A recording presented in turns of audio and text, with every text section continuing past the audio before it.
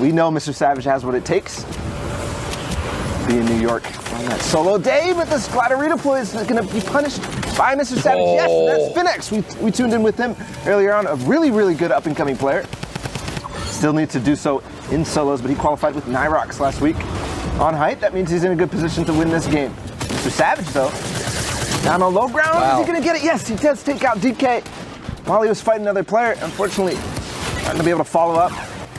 So all these interactions right now matter. If Mr. Savage fights Mitro, for example, takes him out, that's another player that's not going to be challenging him on the leaderboards for this game. I think that could be him, actually. It's his skin for now. This far into the game. So yes, great. An 18 rocket grenade launcher, but now finds a shot. Is the person who will make it work. He is so innovative. What? And he takes out Mitro. This is what I was talking about. No that way. matters. Say it, Aqua. This game was stacked with players who were 100% in the running for qualification. He just took out Mitro and Aqua back to back, now top 4. Folks, you might be witnessing live why Mr. Savage qualifies this week for a trip to the World Cup Finals in New York. Mr. Savage M. Building on up, 22 builds remaining. The spray comes in a 72 tag, another elimination. Now 8 elims this game. They've got to go up the side of a mountain, and it's Shadow Bomb time. Look at how awkward this is. He's getting completely blocked that out. He's deciding to take storm damage. Yes. Mr. Savage! Oh, my God! You did not! Oh my God! Oh my goodness! What a play! Are The you best Shadow Bomb use I've ever seen! Mr. Savage M!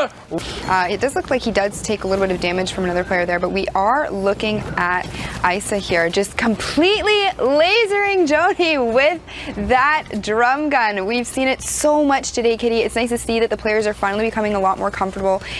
All vying for one of those 6 spots available right now. This is the finals, or the final day of this qualifier. So only 6 of these 3,000 players that qualified yesterday will make it into tomorrow's games. Now we're spectating Rapid, by the way.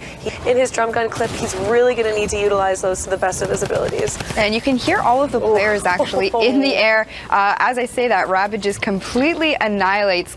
More resources. He is doing whatever he can with the builds around him to stay alive. He does get caught off guard. No. Didn't see the edit coming out by Flapjack. It is so quick. These guys go down so fast. Now we're spectating Flapjack. 1 elimination, has enough resources for this late game. Gets a really clean couple tack shots onto that guy. I'm not sure who that was. Oh, Web. To waterfall down. He does have the med kit. He's not going to have time to take it. He gets the elimination on his way down, gets a siphon, gets another elimination onto Krusty's. This is now a 1v1 situation between Oldies and Martine. I don't know if he picked up any of the resources. Oldies dropping down from the high ground, taking that fall damage. Martine was not able to get a tag on him, doesn't get that elimination. To effectively hop up, take a little bit of extra high ground. Whoa, this perspective is kind of crazy, throwing me off. I didn't know we swapped to first person there for a second.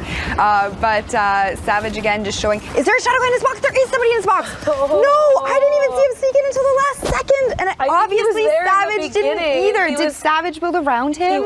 He built around him. He went for the edit play, didn't see him because he had gone ghost form, and then pulled out a ghost form when Savage rotated his stairs and got that elimination. Hate to see it. Here we got Leitch. He just gets that elimination on to Lol Boom. He has 6 eliminations, a redeploy to work with. You'll see him try and take this ultimate high ground. He won't be penalized as much if this gets shot down right now. And during this rotation, Kitty, we're going to be getting into years at this point. August is going to be years that some of these players may have been playing this game. So you can see that coming out. Rafla goes down. So many resources to work with in these final moments. Is in a 1v1 situation. Y drops down. Enzu's down there. Leitch gets that elimination. Now it's a 1v1 on the bottom. The Cactus still on that high ground, looking to waterfall down.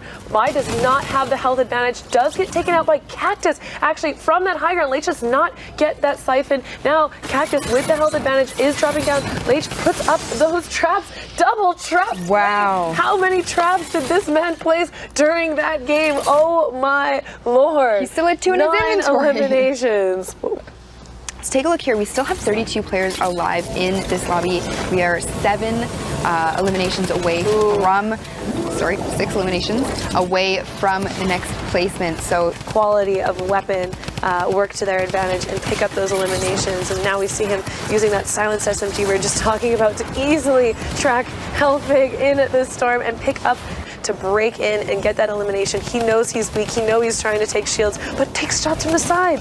Oh my goodness, but still decides to turn around and follow through for that siphon. He knew at that point that he had to finish that player that he had gotten down to white damage in order to compensate for the shots that he had taken. It doing damage to him, but he needs to be so careful right now. He can't get caught off guard at all. But there you go. POV de Coco gets that elimination and then goes down below. Tixi taking out Riki. All of these guys in such close coordinates, fighting it out with their weapons. Jack getting a really clean tactical shot. 2 clean attack shots on his opponents there. Now taking more fire from above. It's a 1v1 situation. He needs to do whatever he can to stay within this zone and block any oncoming fire. He did not pick up any shields, any form of healing. Right now, this is just a situation where he needs to shoot his opponent down in any way he can. Take those shots. He's got that shot. Oh, doesn't land anything. Robobs with the health advantage, dropping down and taking advantage with his shotgun. Seriously, Kitty. Yep. So it is going to help accuracy them. When they have this great of accuracy in general is absolutely so good to see. We're watching Blaster now picking up that quick elimination, and now turbo building against his opponent. He is going to have to move now. These are lots of moving zones coming in, and we're also going up across this high ground to get the positioning that he has now, utilizing that assault rifle, raining down those shots. They were going up the hill. He knew it. He built up immediately. It was like he ignored everything else and got this high ground at the first opportunity, and it pays off in an immediate elimination. Yeah, and it also put him in top 5 as well. Now top 3. Alilo falling down to Nolzy. And Kalen is going to recognize that there's only one more player left. He doesn't have any more builds though, Kitty. No builds, and he's doing a bit of a storm gatekeeping. Waits for him to come back in. Kalen getting that shot. We saw him with great weapons. Every single placement point counts here. He's going to be having to play out of his mind to get that punched ticket to the World Cup event.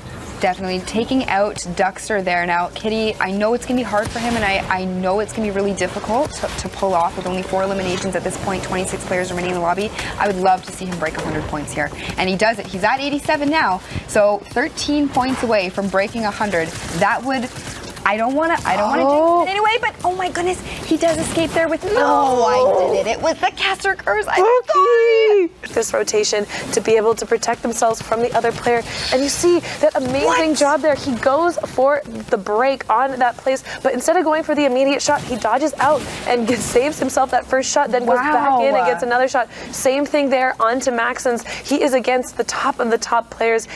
His tactical shotgun to take out another player. He's in an absolute tear right now, Kitty. He is tracking these players. Another player falls to Broadmelly, and now he's got 8 eliminations, 51 points, and the ammo and resources he is going to need to close out this game. It is a 1v1. 1v1 situation. Up on the top, Thomas trying his best to rebuild as Broadmelly is shooting him down, but unable to keep tarping out. 8 spots remaining for these EU players. These are the final lobbies, the final moments in these top tier lobbies. Sitting on 58 points now, just cresting through that top 25 placement mark. Gets those 3 placement points, is carefully watching through that cone, looking for any play he can make. And no! Mitro! Oh, you're better than this. We know this. Man. He does not make the edit play before he shadow bombs. He does not make it through. One, lo and behold, on that ultimate high, but he's going to have to protect it from these incoming players from the rift, and does take out Payam. He's going absolutely insane with this drum gun. Top of him, it looks like he escapes it. Does get dropped all the way down to the bottom, but finds a player in his box and is able to just apply all of the pressure. Will he be able to take this player out? He is. And utilize that campfire at the same time. Top 5 situation now. An important weapon in these final moments, able to burst through those walls and catch your opponents off guard and get that elimination. You see him now raining down these drum gun shots with great accuracy onto Kaluja, getting that elimination, and Grim jumping into his 1-by-1. Doesn't flinch for a second. Smeef now sitting on 10 eliminations, reloading that drum gun. It is so important in these final moments. No shotgun, so this is what he's going to rely on for these close encounters.